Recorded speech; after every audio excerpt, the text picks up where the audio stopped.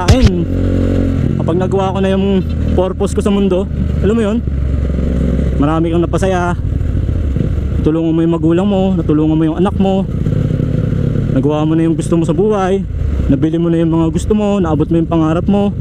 Kung di mo man naabot lahat, at least may nagawa ka, or at least may naabot ka sa ilan sa mga pangarap mo, okay na yun. Ang secret lang talaga yan para sa akin is matuto tayo makontento. Kung ano lang yung kaya, okay na yun. At least ginawa mo yung best mo. Magagawa mo kung hanggang doon ka lang, di ba? Kung hindi umayon yung tadhana o panahon sa mga plano mo sa buhay. Kaya kung ano yung na-achieve mo, okay na yun. Matuto kang makontento. Di ba?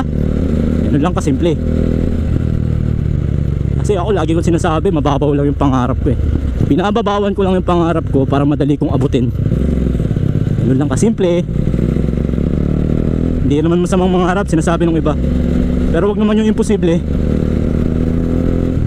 Para sa akin, mangarap ka yung kayang-kaya mong abutin.